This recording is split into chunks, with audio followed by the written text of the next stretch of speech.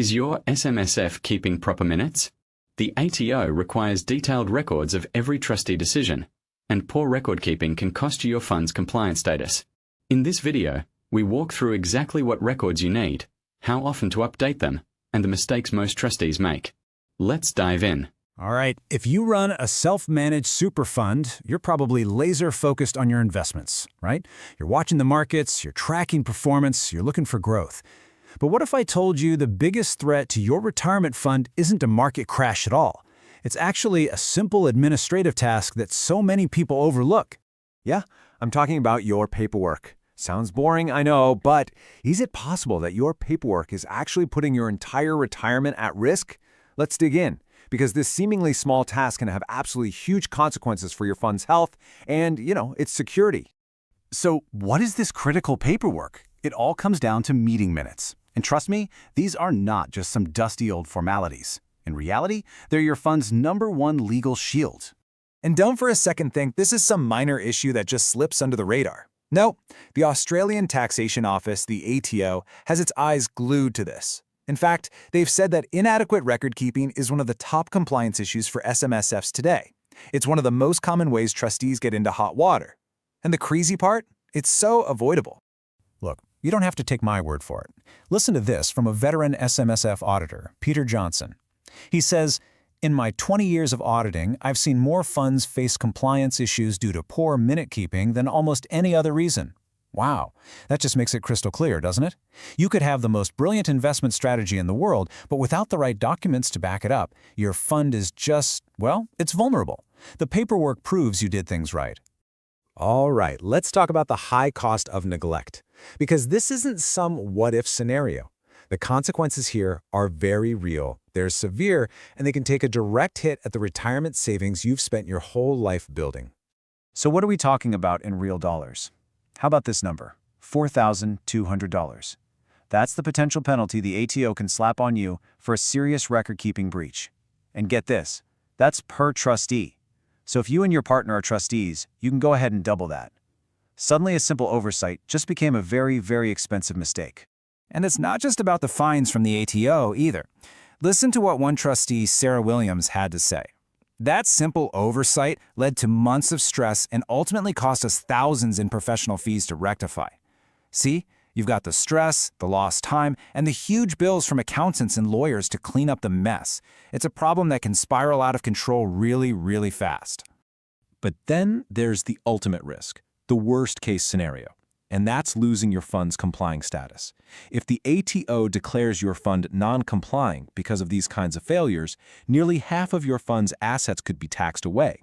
We're talking about the highest possible tax rate. It could literally wipe out years, maybe even decades, of your hard-earned gains.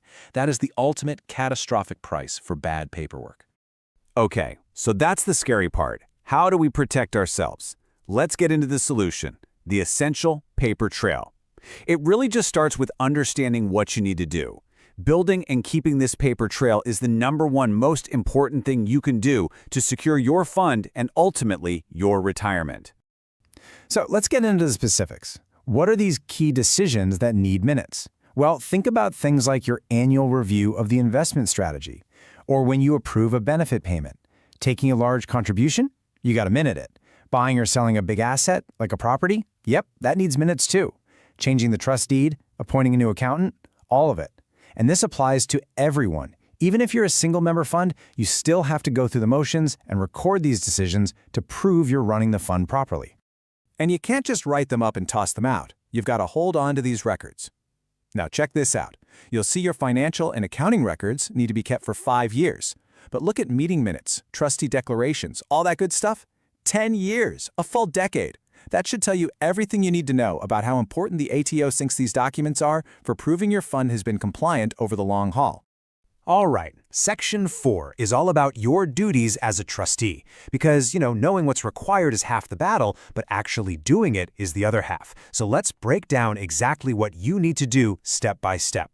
It's actually a pretty simple 4-step process. Step 1, just make sure the minutes get created for any big decision. Step 2, read them over and make sure they're accurate, that they actually say what you decided. Step 3, store them somewhere safe where you can find them for the next 10 years. And Step 4, make sure they connect to the real world. The minutes for buying a property should match the actual property purchase. Easy.